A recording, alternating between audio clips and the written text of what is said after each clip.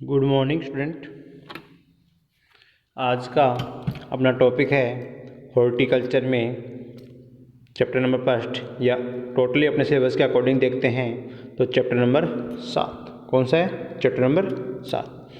इसका नाम है फल उत्पादन का महत्व एवं वर्तमान स्थिति तथा भविष्य, कि क्या तो इसकी वर्तमान स्थिति है और आगे भविष्य में इसका क्या महत्व हो सकता है वो। तो देखो, इसकी पहला है जनरल इंट्रोडक्शन, सामान्य जानकारी। देखो, हमारे देश में प्राचीन काल से ही फल वृक्षों की खेती की जाती है। किसकी की जाती है? फल वृक्षों की खेती की जा रही है, जिससे पर्यावरण की सुंदरता, भूमि की उर्वरा शक्ति तथा इसके अलावा प्रति इकाई क्षेत्र में अधिक उत्पादन होता है। क्या होता है? प्रति इकाई क्षेत्र में अधिक उत्पादन होता है, जिससे अधिक आय व मानव को रोजगार के क्षेत्र में वृद्धि होती है। अधिक आय होती है व मानव के रोजगार के क्षेत्र में क्या होती है? वृद्धि होती है। देखो, बात करें इसमें, भारत का सबसे प्राचीन फल कौन सा है? केला। कदली फल के नाम से जाना जाता है या एडम फिग के नाम से जाना जाता है। कौन सा है? केला, जिसका उपयोग मानव शास्त्रों में दर्शाया गया है।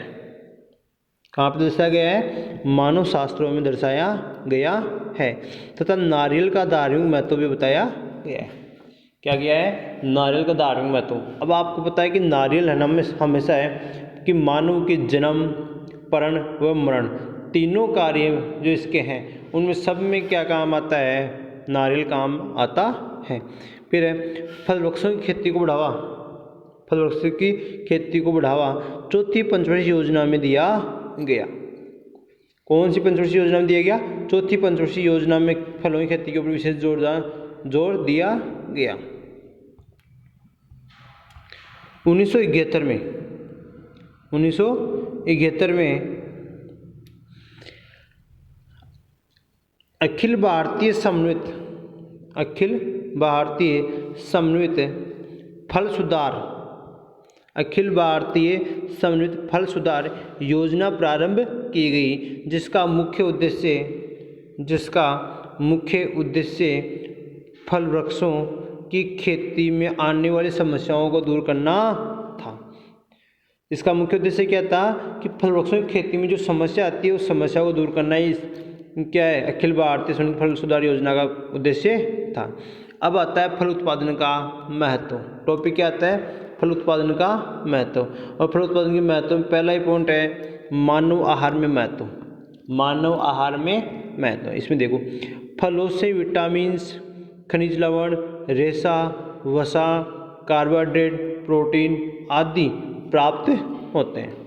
ठीक है, मतलब वसा है, विटामिन्स है, खनिज लवण है, प्रोटीन है, ये सारे किससे प्राप्त होते हैं? फलों से प्राप्त होते हैं। अब फलों से प्राप्त हो रहे हैं तो इनका महत्व किसमें? मानव में, क्योंकि मानव इनका यूज कर रहे हैं। देखो, इसमें पहला पॉइंट आता है विटामिन्स का महत्व। पहले में भी कौन सा है? विटामिन्स का महत्व। विटामिन्स का महत्व, पहली विटामिन है विटामिन ए। कौन सी विटामिन है? Vitamin A. विटामिन ए का साइंटिफिक नेम क्या होता है? कैरोटीन। क्या होता है? कैरोटीन। इसकी कमी के लक्षण देखो, कमी के लक्षण, विटामिन ए की कमी से रतौंधी रोग हो जाता है। रतौंधी का मतलब होता है अंधापन। ठीक है, यह रोग मुख्यतः कमजोर व्यक्तियों में होता है। किसमें होता है? कमजोर व्यक्तियों में होता है। इस रोग से ग्रसित व्यक्ति की आंखों पर सफ़ेद दाग हो जाते हैं। कैसे दाग हो जाते हैं? सफ़ेद दाग हो जाते हैं तथा आँखों का कॉर्निया कमज़ोर हो जाते हैं। इसके स्रोत देखो, स्रोत क्या क्या है इसके? आम है, पपीता है, कटहल है, गाजर है आदि में विटामिन ए पाया जाता है। ठीक है, अब फलों में बात करें तो फलों में आम व पपीता में, जबकि सब्जियों में बात करें अपने गाजर में विटामिन ए पाया जाता है। फिर है विटामिन B1। कौन सा है? Vitamin B1। विटामिन B1 का नाम क्या है? थायमिन। क्या नाम है? थायमिन। ठीक है। देखो विटामिन B1 की कमी से कौन सा रोग होता है? बेरी रोग हो जाता है। कौन सा रोग होता है? बेरी रोग हो जाता है, ठीक है। इस रोग से ग्रसित व्यक्ति को भूख कम लगती है। क्या है? भूख कम लगती है। वह आलस ज़्यादा आता है विटामिन B1 की कमी वाले व्यक्ति को। इसके प्राप्ति स्रोत देखो, काजू है, अखरोट है, केला है, बादाम है, सेव है आदि इसके प्राप्ति स्रोत होते हैं। फिर है विटामिन B2।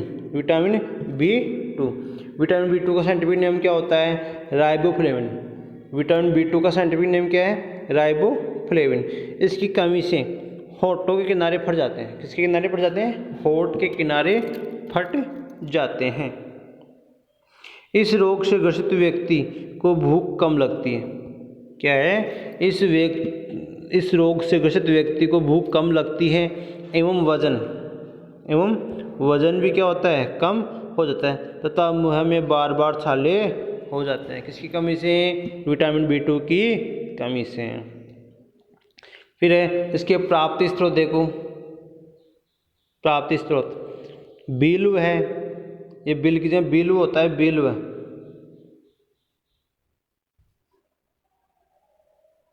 कौन सा होता है? बिल्व। फिर है लीची है, पपीता है, अनानास है व अनार है। अब आता है विटामिन B5। कौन सा है? Vitamin B5। विटामिन B5 का साइंटिफिक नाम होता है निकोटिनिक अम्ल। क्या होता है? निकोटिनिक अम्ल। देखो इस विटामिन की कमी से पेलेग्रा रोग हो जाता है। पेलेग्रा का शाब्दिक अर्थ होता है गंजापन। क्या होता है? गंजापन। तथा जीभ व मसूड़ों पर सूजन आ जाते हैं। किसकी कमी से? विटामिन B5 की कमी से। प्राप्ति स्रोत देखो किस किस में पाए जाते हैं विटामिन B5? नाशपाती है, केला है, आलू बुखारा है, संतरा है, पपीता है आदि। फिर है विटामिन B6। विटामिन B6 का साइंटिफिक नेम है पायरोडोक्सिन। देखो इस विटामिन की कमी से खून की कमी हो जाती है तथा बार बार मुँह में छाले पड़ना प्रारंभ हो जाते हैं। किसकी कमी से? विटामिन B6 की कमी से। प्राप्ति स्रोत देखो स्ट्रॉबेरी है, संतरा है, पपीता है, केला है। स्ट्रॉबेरी, संतरा, पपीता, केला ये इसके प्राप्ति स्रोत हैं। फिर है विटामिन सी का साइंटिफिक नेम होता है एस्कॉर्बिक अम्ल। विटामिन सी का साइंटिफिक नेम क्या है? एस्कॉर्बिक अम्ल। इस विटामिन की कमी से स्कर्वी रोग हो जाता है। कौन सा रोग होता है? स्कर्वी रोग हो जाता है। इस रोग से ग्रसित व्यक्ति के मसूड़े कमजोर होकर दांत नीचे गिरने लग जाते हैं। किसकी कमी से? विटामिन सी की कमी से। फिर देखो बारबेडोस चेरी प्राप्ति स्रोत। सबसे ज़्यादा विटामिन सी की मात्रा किसमें पाई जाती है? बारबेडोस चेरी में। उसके बाद में आंवले में। देखो बारबेडोस चेरी, आंवला, अमरूद व नींबू प्रजाति के फल तथा पपीता में विटामिन सी पाया जाता है। अब आता है विटामिन डी।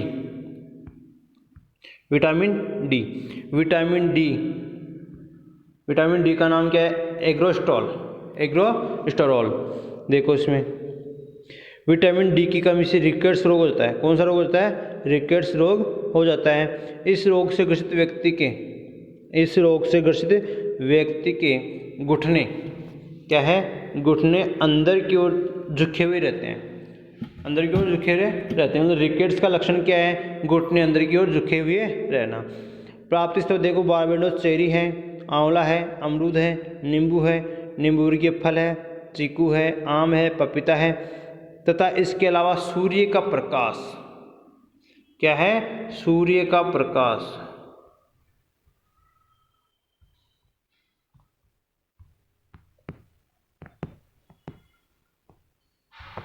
सूर्य का प्रकाश मेन इंपॉर्टेंट है, सूर्य का प्रकाश। फिर है विटामिन ई। फाइलोक्विनोन इसका साइंटिफिक नेम होता है। विटामिन ई की कमी से प्रजनन क्षमता में क्या है? प्रजनन क्षमता में कमी आती है व नपुंसकता नपुंसकता आ जाती है। क्या आ जाती है? नपुंसकता आ जाती है। एग्जाम्पल इसके किस किस के होते हैं? कटहल है, बादाम है, अखरोट है, आलू बुखारा है, ये इसके प्राप्ति स्रोत होते हैं। फिर है खनिज लवणों का महत्व। क्या है? खनिज लवणों का महत्व, मिनरल्स का इम्पोर्टेंस। देखो खनिज लवणों में पहला है कैल्शियम। पहला कौन सा है? कैल्शियम। कैल्शियम की कमी के कारण बच्चों में कौन सा रोग हो जाता है? सूखा रोग हो जाता है। बच्चों में सूखा रोग हो जाता है, जिससे हड्डियां व दांत कमज़ोर हो जाते हैं। हड्डियां व दांत क्या हो जाते हैं? कमज़ोर हो जाते हैं। स्रोत देखो इसके, फालसा है, फालसा, नींबू, बेर, सीताफल, इमली, अंजीर, अमरूद, लीची आदि इसके क्या है? प्राप्ति के स्रोत होते हैं। किसके? कैल्शियम की प्राप्ति के स्रोत हैं। क्लियर? अगला खनिज लवण है लोहा। कौन सा है? लोहा। इस तत्व की कमी से क्या है? इस तत्व की कमी से एनीमिया रोग होता है। कौन सा रोग होता है? एनीमिया रोग हो जाता है। क्लियर? फिर है खून की कमी हो जाती है। लोहे की कमी कारण क्या होती है? खून की कमी हो जाती है। तथा नाखून चम्मच के आकार के हो जाते हैं। किस आकार के होते हैं? चम्मच के आकार के हो जाते हैं। प्राप्ति स्रोत देखो, केरुंदा है, खजूर है, सेव है। केरुंदा, खजूर, सेव, अमरूद, फालसा, नींबू, चीकू व बेर ये लोहे के प्राप्ति स्रोत है। सबसे ज़्यादा केरुंदा में व खजूर में। फिर आता है आयोडीन। फिर क्या है? आयोडीन। आयोडीन की कमी से कौन सा रोग हो जाता है? घेंगा रोग हो जाता है। कौन सा रोग होता है? घेंगा रोग हो जाता है, जिससे गर्दन झुकी हुई व फुली हुई दिखाई देती है। जिससे क्या होता है? गर्दन झुकी हुई व फुली हुई दिखाई देती है। प्राप्ति स्रोत देखो, जामुन है, केर है, बेर है, खजूर है। जामुन, केर, बेर व खजूर। अब आता है फास्फोरस। अब क्या है? फास्फोरस। फास्फोरस की कमी के कारण क्या होती है? हड्डियां कमज़ोर हो जाती हैं। क्या हो जाती है? हड्डियां कमज़ोर हो जाती हैं। प्राप्ति स्रोत देखो, अनार है, कटहल है, पपीता है, रसबेरी है, काजू है आदि। ये किसके हैं? फास्फोरस के प्राप्ति स्रोत होते हैं। क्लियर? अब आता है कार्बोहाइड्रेट का महत्व। किसका महत्व है? कार्बोहाइड्रेट का महत्व। कार्बोहाइड्रेट से ऊर्जा प्रदान होती है, यानी ऊर्जा मिलती है किससे? कार्बोहाइड्रेट से। और ऊर्जा किस किस से मिलती है? कौन से फल हैं? केला है, खजूर है, चीकू है आदि। केला, खजूर, चीकू, इनसे सबसे ज़्यादा क्या मिलती है? कार्बोहाइड्रेट मिलती है। ठीक है? वैसे केला, खजूर, चीकू, इनमें सबसे ज़्यादा कार्बोहाइड्रेट की मात्रा खजूर में पाई जाती है, लेकिन सबसे जल्दी प्राप्त किससे होती है? केले से। सबसे जल्दी प्राप्त किससे होती है? केले से प्राप्त होती है। इसके आगे अपन देखेंगे कल कि वसा का महत्व क्या होता है, प्रोटीन का महत्व क्या होता है, रेशा क्या होता है, इनके बारे में अपना अध्ययन करेंगे